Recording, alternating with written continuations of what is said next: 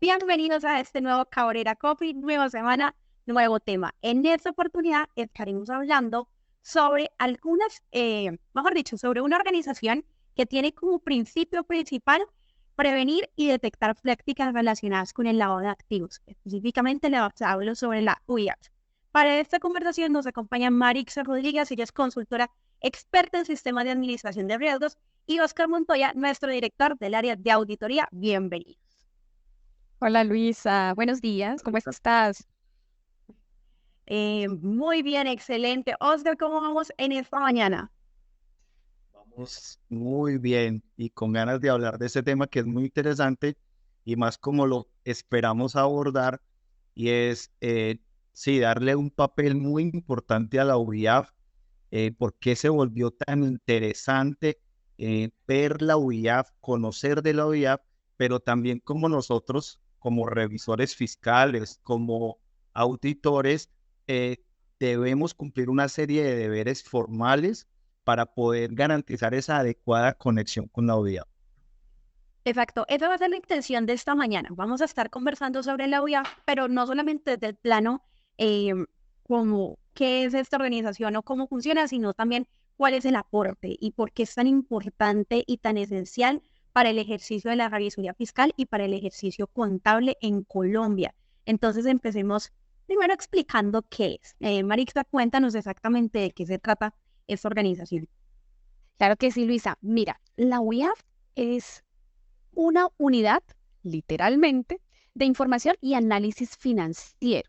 Es un organismo de inteligencia que pertenece a todo el ciclo antilavado que tenemos en el país y que lo que hace es centralizar, sistematizar y analizar qué información que nos generan muchas entidades, muchas empresas del sector privado, información que podemos reportar los ciudadanos relacionada con operaciones sospechosas, con reportes objetivos, transacciones en efectivo y otra serie de reportes que ellos reciben para poder hacer análisis relacionados con los delitos de lavado de activos, financiación del terrorismo y todos sus delitos fuente. Esta entidad hace parte o está adscrita al Ministerio de Hacienda y Crédito Público acá en Colombia y tiene alguna información pues de fuentes abiertas que nos permite a nosotros también guiar todo nuestro ejercicio pues de prevención en estos sistemas, pero con su foco principal en la prevención y detección de posibles operaciones de lavado de financiación del terrorismo. Bueno, eso me llama mucho la atención porque sin duda tiene que ver, tiene como un componente de fiscalización y aquí entra el tema de revisoría fiscal. Exactamente, ¿cuál es ese matrimonio existente, Oscar, entre esta organización y el ejercicio de la revisoría fiscal en un país como Colombia, donde este rótulo o este margen profesional es casi que el corazón de muchas organizaciones? Hola Luisa, mira, esa pregunta es interesante y tiene muchos elementos a contemplar. Es, vamos a tratar de construir un hilo conductor para poder llegar a la conclusión del por qué el revisor fiscal juega un papel importante en estos sistemas. Vamos a hablar frente a la UIAF en un sistema de administración de riesgos muy puntual que es el SangriLab, porque lo vamos a abordar desde la óptica o desde la gran sombrilla de las supersociedades. Entonces, en muchos momentos vas a escucharnos hablar de supersociedades y de SangriLab.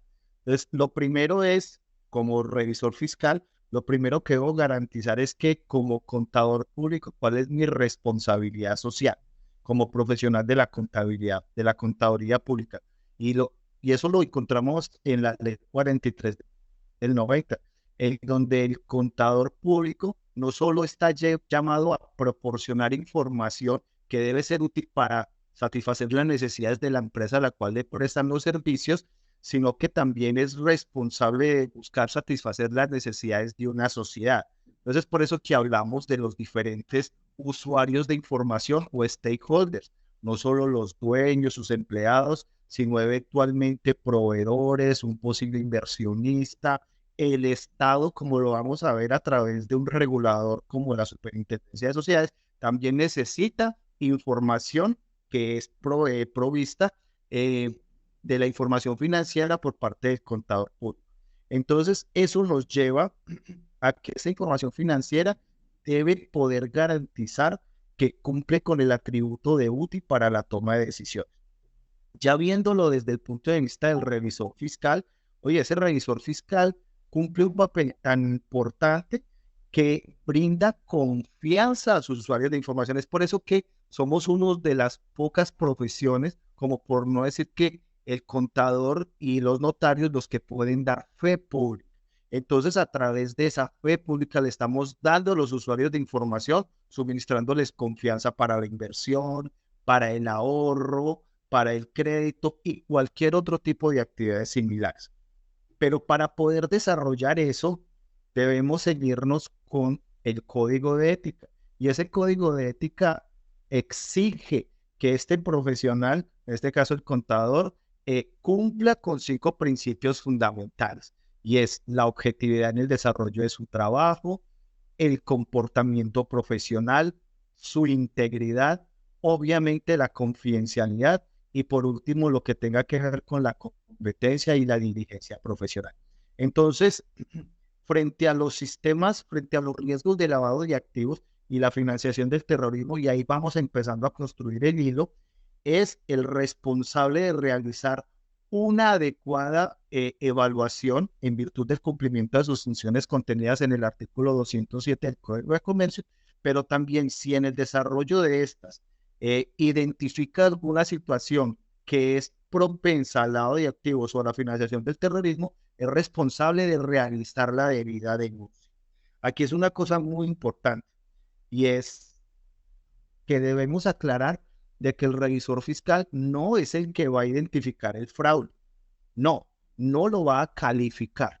El auditor, como lo vamos a ver más adelante, su obligación consiste en realizar la denuncia cuando tiene los indicios de una actividad sospechosa. Entonces, ¿cómo empezamos a vincular el ejercicio de la auditoría del revisor fiscal con la OIA? A través de esto, la responsabilidad que tiene el revisor fiscal de dar a conocer a la autoridad competente cualquier situación relacionada con lavado de activos o financiación del terrorismo.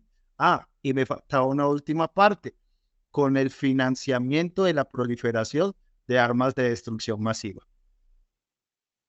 Exacto, esa parte es crucial porque sin duda todas estas medidas de contención o estos sistemas de riesgo buscan eso, la prevención, el monitoreo y el control. Ahorita hablemos sobre campos de acción. Hay una serie como de aportes o campos de acción que tiene esta organización y en ese momento vale la pena mucho recalcarlos porque ya nos queda claro que la OIAP se centra mucho en el tema de el monitoreo, el control, un poco de fiscalización, garantía de transparencia, pero hablemos sobre los campos de acción que tienen para la detección de conductas asociadas con un tema delictivo dentro de una compañía, Marixa.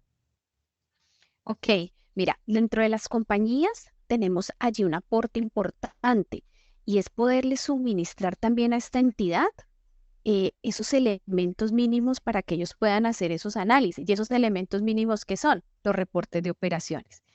Como aunado a lo que nos habla Óscar, tenemos allí una obligación desde la revisoría de poder hacer esos reportes de situaciones que son diferentes, que no son típicas en mi compañía y que no guardan ninguna relación con el objeto de mi negocio y con lo que es habitual o normal en mi operación. Si eso llega a ocurrir y tiene una tendencia o tiene una posibilidad de estar relacionada con temas de lavado de activos, financiación del terrorismo, financiamiento de la proliferación de armas de destrucción masiva, sea el momento para que desde el sector real, desde nuestras compañías vigiladas por Superintendencia de Sociedades, hagamos y brindemos esos reportes a la OIAF para que ella tenga unos mejores elementos para poder cumplir su función y poder tener esa libertad también a través de la información de hacer unos mejores análisis que pueda después reportar a las autoridades competentes de investigación, Luisa. Entonces, nos centramos mucho en poderle generar una buena información desde nuestras compañías a esta entidad, a la OIAF, para que ella pueda cumplir con su objetivo estratégico dentro de la sociedad y dentro de todo el sistema antilavado y contra la financiación del terrorismo colombiano. Bueno, si tuviéramos la oportunidad de generarle recordación no solamente al contador, al revisor fiscal de la existencia de esta organización, ¿cuál consideran que es ese aporte crucial que realiza la OIAF precisamente para la vida en sociedad? Mira, Yo creo, y me robo la palabra acá de Oscar, y ya sí, para mí, pues el aporte crucial es ese proceso en el que puede hacer ese análisis. El momento de análisis de la OIAF basado en toda esa información que recibe, de las operaciones sospechosas, de los reportes objetivos y demás, ese proceso de análisis es el que fundamenta las investigaciones relacionadas con estos delitos, ¿sí? Con el lavado, con financiación y todos sus delitos fuente, como la corrupción, como el soborno, como el cohecho, el tráfico, el contrabando y demás. Entonces, de mi parte, considero pues que ese aporte de análisis es fundamental para la mitigación pues de los delitos en el país.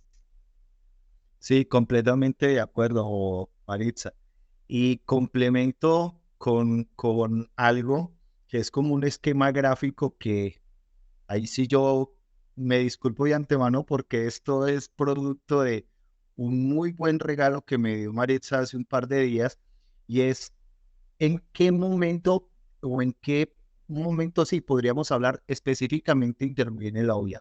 Y es lo que se conoce como la estructura del Sistema Nacional Antilavado de Activos, financiación del terrorismo y financiamiento de la proliferación de armas de destrucción masiva.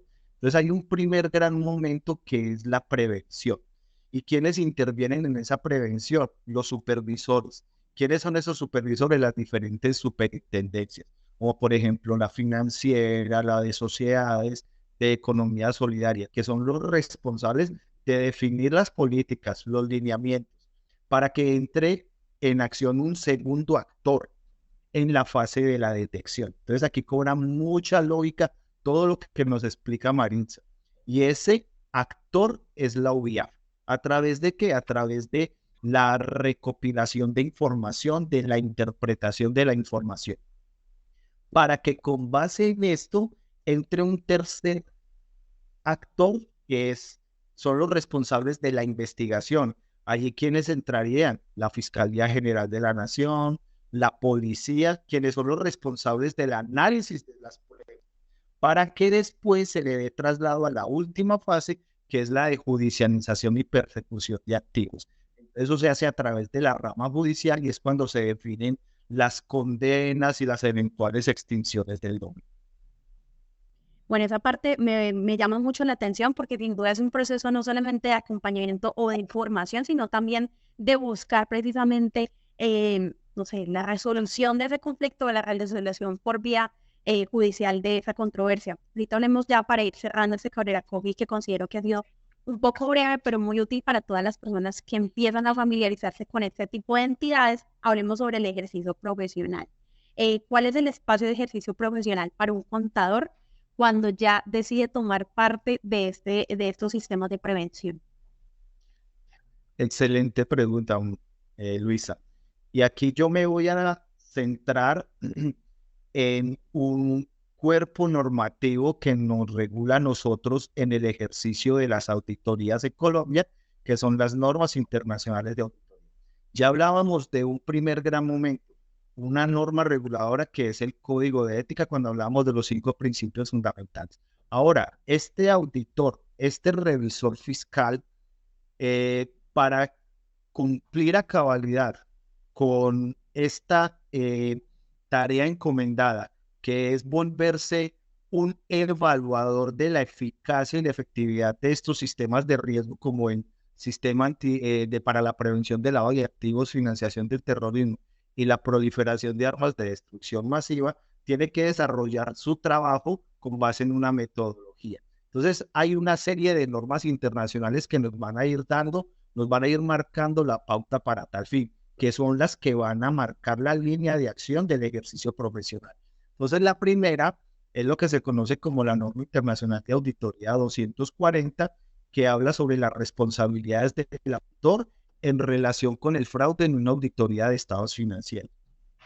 Y entonces, ¿qué es lo que le dice al auditor? Señor auditor, usted en el desarrollo de ese trabajo debe perseguir unos objetivos, 3 específicamente. El primero, tiene que identificar y valorar los riesgos de incorrección material en los estados financieros debido a fraude. O sea, identifique y valore. Segunda actividad, obtenga evidencia de auditoría suficiente y adecuada para dar respuesta a esos riesgos valorados. ¿Y eso lo hace a través de qué? Pues a través del diseño y la implementación de una serie de actividades para poder obtener esa evidencia. Y el último es responder adecuadamente al fraude o a los indicios de fraude identificados. Volviendo a resaltar lo que hablábamos al principio. El revisor fiscal no es el responsable de calificar la actitud como fraude, pero como vemos en esta norma, sí es responsable frente al fraude y en estos objetivos específicos.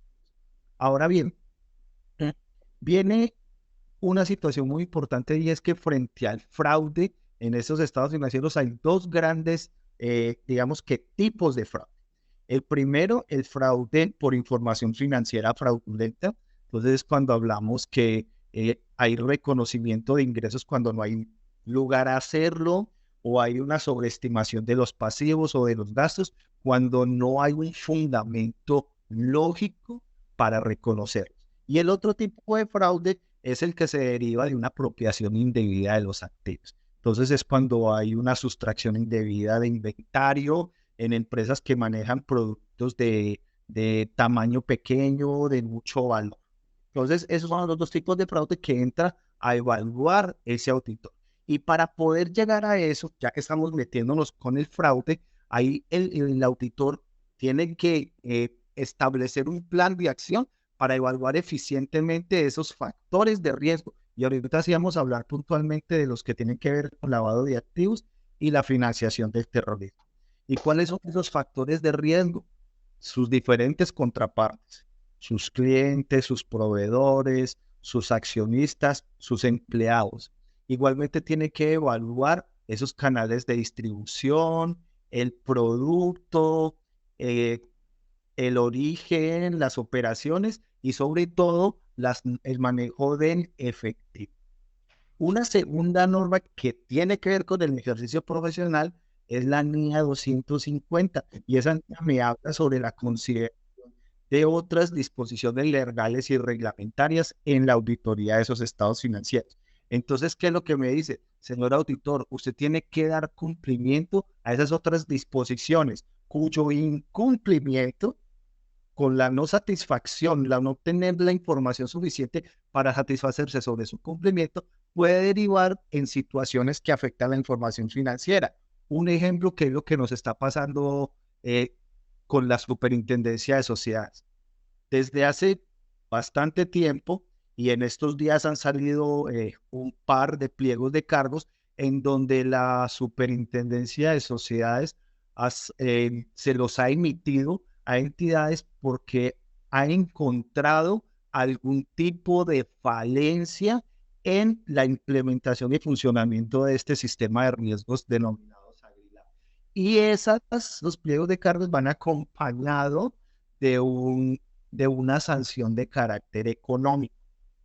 Entonces, vemos que ese revisor fiscal debe evaluar ese cumplimiento legal y normativo, otras disposiciones que, si no las cumple adecuadamente, derivan en efectos en la información financiera. Viene un elemento fundamental, que aquí es donde ya empezamos como a darle la pauta final del ejercicio profesional, y es la norma internacional de auditoría 315, que es la que tiene que ver con la identificación y valoración de errores materiales. Entonces, en el ejercicio de su función, el auditor debe tener un conocimiento adecuado de las operaciones relevantes y de su sistema de control interno. Y con base en eso, determinar qué tan efectivo es, qué tan adecuado es. Y para hacerlo, desarrolla una serie de pruebas y emplea una serie de procedimientos para establecer, primero, que los riesgos se han identificado correctamente, que han sido medidos, evaluados y monitoreados. Entonces, es por eso que se habla ya en unos términos más específicos del revisor fiscal y del auditor, que se deben realizar pruebas de diseño y de implementación. ¿Para qué? Para poder obtener esa información suficiente que le permita al auditor llegar a la conclusión de que no hay incorrecciones materiales debido a fraude. Entonces, allí podemos ver que a lo largo de solo 3 normas que considero que son las más importantes ya para el ejercicio como tal, o quiero decir que son importantes sin descuidar las demás, pero son las que me dan como la columna vertebral, la línea de acción del auditor para poder realizar su auditoría y específicamente en lo que tiene que ver con la evaluación de estos sistemas de prevención del lavado de activos, la financiación del terrorismo y el financiamiento de la proliferación de armas de destrucción masiva. Esa parte de la discusión me llama mucho la atención porque sin duda ya uno empieza a ver todo el trasfondo que existe detrás de la organización, todo el peso que tiene, lo que nos ayuda a evidenciar, a demostrar y a perseguir.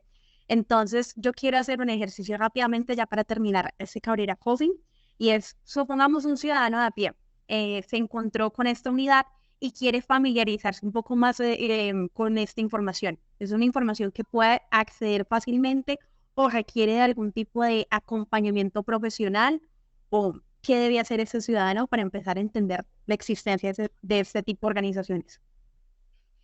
Allí, mira, hay como dos focos. Uno, cuando yo soy el ciudadano, como lo dices, el ciudadano a pie, que quiero entender un poco más esto, ingresen a la página de la UIAF, www.uiaf.gov.co. Mira, la información que encuentran allí es una información totalmente fácil de entender, dinámica, e incluso si uno como ciudadano de a pie llega a identificar una posible situación de lavado de dinero, de proliferación de armas o de financiación del terrorismo, uno mismo como ciudadano puede entrar a la página y hacer su reporte de manera anónima.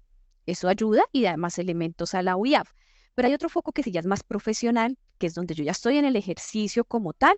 Mira, ahí nosotros recomendamos igual entrar a la página de la UIAF. Hay un par de informaciones que tiene en su página web, son totalmente gratuitas y es súper importante que accedan a ellas. Son cursos y learning que le permiten a la persona irse formando e ir teniendo alguna capacitación base para entender todos estos conceptos desde un punto de vista un poco más técnico que el que podemos entender cuando no estamos involucrados en este rol o en estos sistemas. Entonces, la recomendación principal, ingresemos, familiaricémonos con la página, pero ya en el rol un poco más profesional, hacer los cursos. Súper importante hacer los cursos, creo que es una muy buena recomendación para los que están entrando en este rol. Son súper interactivos, muy chévere. Me encanta que esa parte no solamente es como la parte de apostarle a la pedagogía, sino que hacerlo sonar que divertido, precisamente, y eso es uno de los grandes retos porque la gente no tiende a familiarizarse con cosas que tengan que ver con el Estado o con cosas contables porque son duras, porque son rígidas, porque yo necesito un asesor, necesito un contador, y eso no es para mí. Entonces, me encanta y me llama mucho la atención de que se venda de esta manera tan entretenida, de que se venda de una forma útil y que tenga un lenguaje fácil de aterrizar. Eh, no sé, vamos llegando a la parte final, conclusiones, ¿qué más nos queda por decir? Bueno, mira que en el caso de PKF Cabrera Internacional, contamos con un talento humano y con unos aliados de las más altas calidades, como Maritza, que estamos en pro de las organizaciones de todos estos procesos, bien sea en la implementación de estos sistemas de administración de riesgos, como en la garantizar que se ha implementado y ejecutado en debida forma a través de un oficial de cumplimiento. Lo importante de esta actividad es que las empresas sientan de que si bien es una obligación definida por un regulador, que en este caso es la Superintendencia de Sociedades, tiene muchos beneficios como definición de una serie de medidas para protegerse ante eventuales situaciones de lavado de activos, de financiación del terrorismo. Porque si nos vamos a lo que desde el punto de vista del Código Penal, oye, aquí ya estoy hablando es de delitos.